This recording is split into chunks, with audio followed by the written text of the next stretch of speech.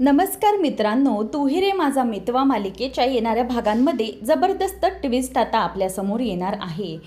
कारण की आता ईश्वरी आणि अर्णव दोघंजणही स्पर्धेत उतरण्याचं ठरवणार आहेत. त्याचप्रमाणे जे काही चॅलेंज आता सौदामिनीला ईश्वरीने दिलं आहे की काहीही करून मी तुला माझ्या पायाशी लोळण घालायला लावणार, किती काही झालं तरीही तू माझ्या पायाला झुकणार, हे मी तुला चॅलेंज देते.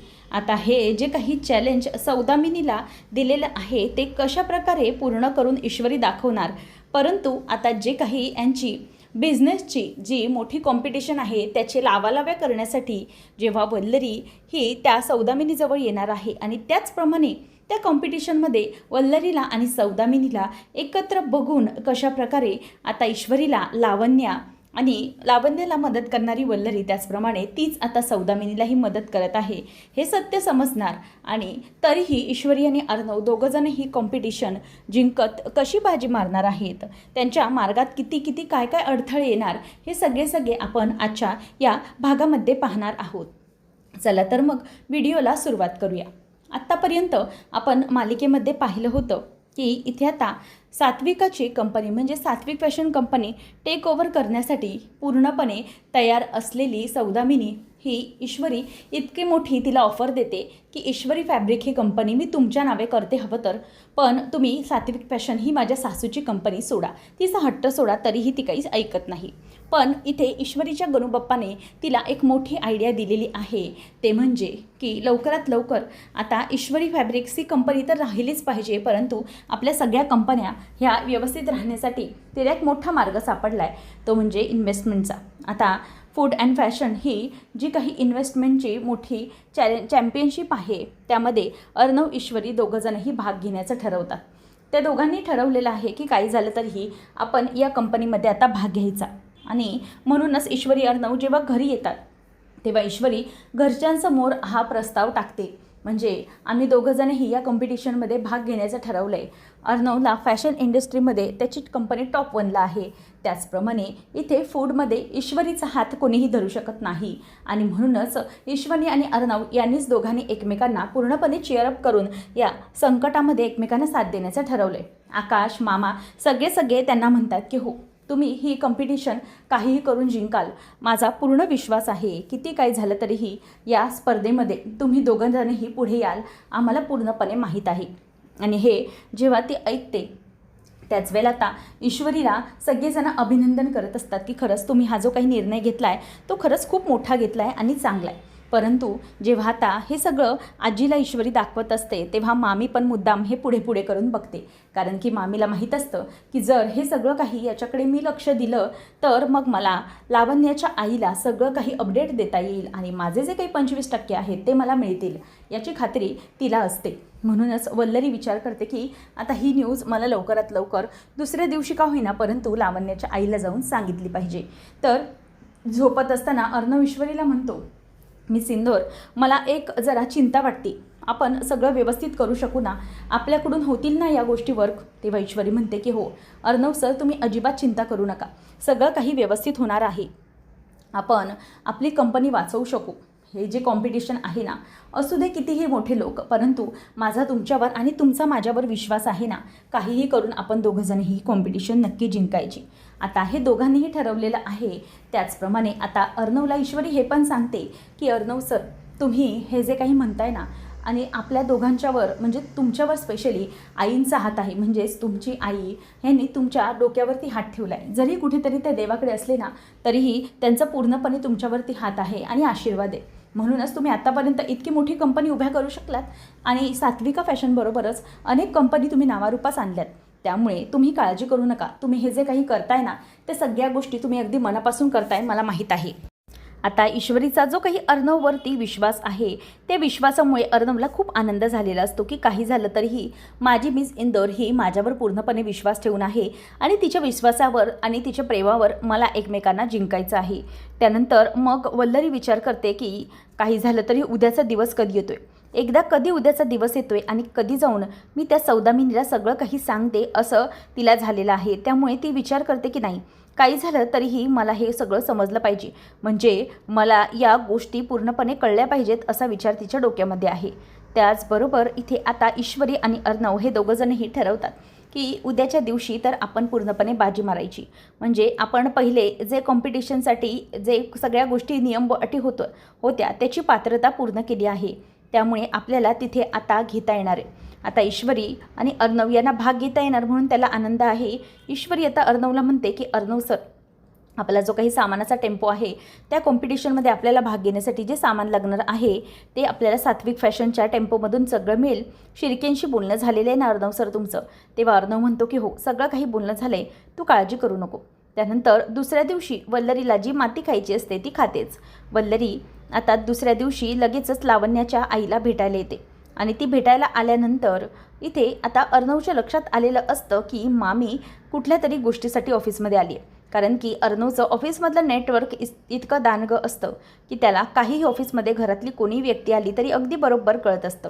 आता मामी ही तिकडे येते आणि लावण्याच्या आईला सांगत असते की तुम्हाला माहिती आहे का, अर्णव आणि ईश्वरी दोघंजणही इन्व्हेस्टमेंट म्हणजेच तुमची कंपनीचे जे 200 करोड रुपये ते तुम्हाला परत मिळवून देण्यासाठी काय करत आहेत ते. तेव्हा आता लावण्याची आई म्हणते की हो, बोला ना, काय आहे त्याच्यासाठीच तर तुम्हाला मी सांगितले की नक्की काय आहे ते मला कळवा तुम्ही. मग वल्लरी सांगते की ईश्वरी आणि अर्णव यांनी हल्लीची जी काही कॉम्पिटिशन आहे ना त्या कॉम्पिटिशनमध्ये त्यांना भाग घेण्याचं ठरवले. तर वल्लरी आता तिच्या स्वतःच्या म्हणजेच लावण्याच्या आईच्या ऑफिसमध्ये जाऊन तिला ही सगळी न्यूज देते आणि म्हणूनच आता लावण्याची आई म्हणते की बरं झालं तुम्ही तिकडे ऑफिसमध्ये मला भेटायला आले नाही. तेव्हा ती म्हणते की अहो, असं कसं होणार, मी तिकडे ऑफिसमध्ये कशी भेटेन तुम्हाला. तर त्या दोघी ठरवतात की ते जे काही कॉम्पिटिशनमध्ये भाग घेणार आहेत ना तर त्या दोघांनाही आपण कॉम्पिटिशनमध्ये भाग घेऊ द्यायचाच नाही. किती काही झालं तरीही या कॉम्पिटिशनमध्ये विनर असणार ते दुसरं कोणीतरी, ते आपण बघूया काय करायचं ते. परंतु या कॉम्पिटिशनमध्ये अजिबातच तिला भाग घेऊ द्यायचा नाही आहे. ईश्वरी आणि अर्णव ह्या दोघा जणांनीही अगदी सटपटीतपणे पहिला राऊंड तर पूर्ण केलेला असतो. अर्णव आणि ईश्वरी आता दुसऱ्या राऊंडमध्ये असतात. दुसरा टास्क असतो वेळेशी स्पर्धा. दुसऱ्या राऊंडमध्ये सर्वांना फक्त 2 तास दिले जातात. या वेळेत फूड मेनू आणि त्याला साजेचा फॅशन शो तयार करायचा असतो. अचानक ईश्वरीच्या टीमचे काही साहित्य गायब होते. कोणीतरी मुद्दाम अडथळा त्यामध्ये आणलेला असतो. तर ईश्वरी अजिबात घाबरत नाही. ईश्वरी सहज जे उपलब्ध साहित्य असते ते वापरूनच नवीन डिश तयार करते. आता अर्णव पण विचार करतो की मीही काय करू, माझंही सामान गायब केले. म्हणजे सात्विक फॅशनचा जो टेम्पो असतो तो या सौदामिनीने गायब केलेला असतो आणि त्याच्यामध्ये जे काही सामान असतं ते अर्णवने ठरवल्यापेक्षा काहीतरी वेगळंच असतं. म्हणून आता अर्णव पण जुन्या फॅब्रिकचा वापर करून भन्नाट ड्रेस असा तयार करतो आणि ते दोघंजणही आता त्या स्पर्धेतही कुठेतरी टिकाव धरून असतात. तर त्यांची ती सर्जनशीलता पाहून परीक्षक प्रभावित होतात आणि त्यावेळेला तरी काही पहिला राऊंड किंवा दुसरा राऊंड कशासही कोणीही म्हणजे विनिंग अनाऊन्समेंट करत नाही. तर इथे त्यांचा जो टेम्पो असतो तो टेम्पो लावण्याच्या आईने अगदी व्यवस्थितपणे दुसरीकडे नेऊन ठेवायला सांगितलेला असतो. त्यांचा जो काही सामान म्हणजे जे सात्विक फॅशनचे सामान असतं ते सामान आता त्यांच्यापर्यंत न पोचल्यामुळे ईश्वरी अर्णव स्पर्धेमध्ये जराशी डगमगत असतात. परंतु एकमेकांना ते जरा प्रोत्साहन देत सगळ्या गोष्टी अगदी व्यवस्थित करण्यासाठी हेल्प करत असतात. तर इथे जी लावण्याची आई आणि वल्लरी दोघीजणी हे एकमेकींशी काहीतरी गुलुगुलू करत असतात. दोघींचं बोलणं सुरू असतं. ईश्वरीला अगदी जरासं तरी कळलेलं असतं की हे म्हणजे आपली फॅमिली कुठे बसली आहे आणि मुद्दामच वल्लरी मामी या लावण्याच्या म्हणजेच देशमुखबाईबरोबर करतायत तरी काय. कारण की या ज्या काही इथे आहेत म्हणजे नक्की काय यांचं काय चाललंय काय. या दोघीजणी एकमेकांशी बोलत आहेत. कदाचित मामी आणि ही दोघींनी हातमिळवणी केली आहे का, तिला आता काहीच कळत नसतं. पण मुद्दामच वल्लरी आता तिच्याशी बोलते आणि गपचूप बाजूला जाते. आणि तिसऱ्या टास्कमध्येही जे काही करायचं असतं ते अगदी बरोबर आता लावण्याची आई करणार असते. आता तिसरा राऊंड असतो. तिसरा टास्क जो असतो तो दिलेला असतो की मिस्ट्री बॉक्स. आता या राऊंडमध्ये सर्वांना एक रहस्यमय बॉक्स दिला जातो. त्यात वेगवेगळे पदार्थ आणि विचित्र फॅब्रिक असतात. काय बनवायचं हे कोणालाही माहीत नसतं आणि सगळेजण आता कन्फ्युज्ड असतात. ते म्हणतात की हा मिस्ट्री बॉक्स आहे, त्यामधून तुम्हाला जे काही बनवायचे ते तुम्ही बनवू शकता. आणि म्हणूनच आता ईश्वरी आता ते सगळे जे काही पदार्थ असतात ते विचार करते की आता मी यांचं काय करू. तिने आतापर्यंत हे पदार्थ कधीही पाहिलेले नसतात. ती विचार करते की हे बाराखिडेर म्हणजे हे तर सगळे जे काही पदार्थ आहेत अर्णव सर काय ते खातात त्याच्यामधले पदार्थ आहेत आणि या इंग्लिश पदार्थांबद्दल मला काहीच माहिती नाही आहे. काय करू मी गणूपप्पा, काय करू, मला काहीच कळत नाही आहे. ईश्वरीला आता काहीच कळत नसतं, ती खूप टेन्शनमध्ये असते. तर इथे वल्लरी ही विचार करत असते की काही झालं तरीही ही ईश्वरी या सगळ्यामध्ये जिंकायला कामा नये. आता मजा येणार आहे खऱ्या टास्कमध्ये, कारण की आता या टास्कमध्ये तिला काय करता येते हे सगळ्यांसमोर येणार आहे. तेव्हा मग वल्लरी जरा वेळ बाजूला गेलेली असते, त्यामुळे आजी तिला विचारते की काय गं वल्लरी, तू कुठे गेली होतीस? म्हणजे आम्ही सगळेजण इथे बसलोय आणि तू तिकडे कुठे गेली होतीस? तेव्हा वल्लरी म्हणते की हो त्याचं काय झालं आई, मला वॉशरूमला जायचं होतं ना, म्हणून जरा गडबड झाली, म्हणून मला जायचं होतं, बाकी काही नाही. तेव्हा लगेच आता हे सगळं होत असताना त्या दोघीजणी बसतात आणि लावण्याची आई ही सगळ्यांना विकत घेण्याचा प्रयत्न करत असते.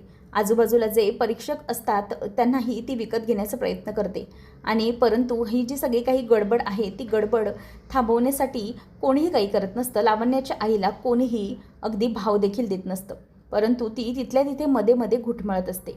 नंतर तिसऱ्या टास्कमध्ये आता ईश्वरी आणि अर्णव हे विचार करतात आणि ईश्वरी गणूबाप्पाचं नाव घेते, अर्णव पण देवाचं नाव घेतो आणि म्हणतो की देवा आणि माझी मॉम सगळं काही व्यवस्थित होऊ दे, तुझ्यासाठी चाललं आहे हे मॉम सगळं, प्लीज मला हेल्प कर. आता त्याच वेळेला अर्णव तो मिस्ट्री बॉक्स उघडतो आणि त्या बॉक्समध्ये एक फॅब्रिकपासून अनोखी डिझाईन तो तयार करत असतो. त्याचबरोबर ईश्वरी आता त्या ज्या काही वेगवेगळे पदार्थ असतात जे बाहेरच्या म्हणजेच जे इंटरनॅशनल फूड असतं त्याप्रमाणे त्याच्यामधून ती फ्युजन अशी डिश तयार करत असते, जेणेकरून तिला आता काहीतरी म्हणजे त्यातून करता यावं. ती तिचं डोकं लढवून तिच्याप्रमाणे करते. दोघांचं जे टीमवर्क असतं ते सर्वांचं लक्ष वेधून घेत असतं.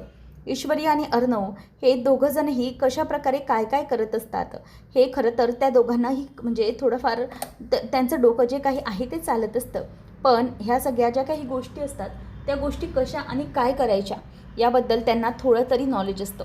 परंतु बाकीचे सगळे जे परीक्षक किंवा बाकीचे जे सगळे लोक आहेत त्यांना तर याबद्दल काहीच कळत नसतं. आणि लावण्याच्या आईने जे त्यांच्यासाठी म्हणजेच त्यांचे टफ देण्यासाठी जे निवडलेले असतात ते लोक तर काहीच करायला तयार नसतात.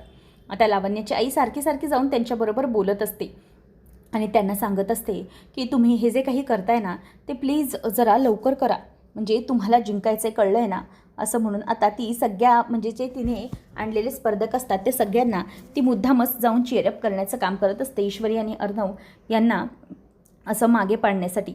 वल्लरी पण सारखी मुद्दाम मध्ये येत लावण्याच्या आईबरोबर काहीतरी बोलण्याचा प्रयत्न करत असते. तर ईश्वरी आता हे सगळं बोलत असताना अर्णवला खुणावते की अर्णव सर समोर बघा काय चालू आहे.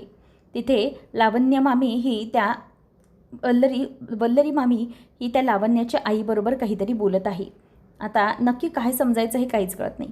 अर्णव म्हणतो की मी सिंदूर आपण हे सगळं नंतर बघूया हवं तर, परंतु आता आपल्याला लक्ष द्यायला हवं. आपण आता आपल्या ह्या सगळ्या गोष्टींकडे लक्ष देऊया, म्हणजे आपल्याला स्पर्धा काही करून जिंकायची आणि तिथे आपलं लक्ष असलं पाहिजे. त्या दोघींचं ते सगळं चालू आहे. आणि चौथा टास्क आहे लाईव्ह ऑडियन्स चॅलेंज. या राऊंडमध्ये हजारो लोकांसमोर काम करायचे.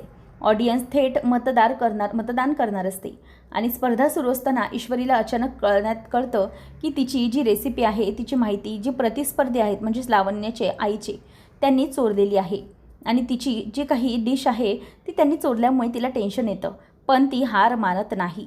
ती स्टेजवरच त्याच ठिकाणी on the spot Naveen dish तयार करते आणि तिथे आता तिची माहिती जरी सोडली गेलेली असली तरीही तिची आता नवीन स्पीड आणि नवीन गोष्ट ही तिला स्वतःलाच समजत असते.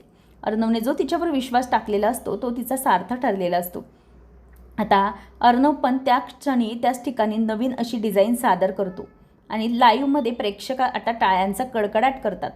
प्रेक्षकांचा टाळ्याच्या कडकडाटामुळे ईश्वरी आणि अर्णव एक स्पर्धा अगदी पुढे पार करत चाललेले असतात आणि त्यामुळे घरामध्ये आता म्हणजे ते वातावरण असतं ते अगदी चिंतेचं झालेलं असतं. आता ईश्वरी आणि अर्णव हे दोघंजणही चौथ्या राऊंडपर्यंत आलेले आहेत आणि त्यानंतर मग आता ते सेमीफायनल आणि फायनल या आता 2 राऊंड उरलेले आहेत. तर ईश्वरी आणि अर्णव हे दोघंजणही आता पुढच्या स्पर्धेसाठी अगदी कंबर खोचून तयार झालेत. परंतु एक गोष्ट नक्की की ईश्वरीच्या लक्षात आलं आहे हे सगळं जे काही घडतंय ना ते सगळ्या ज्या काही गोष्टी आहेत त्या गोष्टी ही मी म्हणजे वल्लरी काही अंशी ही जर लावण्याच्या आईला सांगत असेल, कारण की लावण्याची आई ही इतकी शहाणी नाही आहे, म्हणजे मुद्दामच ती आपली घरफोडी करू शकते आणि वल्लरी मामीला स्वतःच्या बाजूने कदाचित करून घेऊ शकते. त्यामुळे हे सगळं जे काही आहे त्या सगळ्या गोष्टी आता ईश्वरीच्या लक्षात आलेल्या असतात. ईश्वरीच्या डोक्यात मात्र एकच गोष्ट आहे, ते म्हणजे की काहीही करून या बाईला म्हणजेच देशमुख बाईला आपल्या पायाशी लोळण घालायला लावणे. आणि म्हणूनच तिने आता सगळं काही मनावर घेऊन अगदी इगोवर घेऊन सगळ्या गोष्टी चॅलेंजमध्ये करते. आता ईश्वरी आणि अर्णव हे दोघंही सेमीफायनलपर्यंत पोचलेत.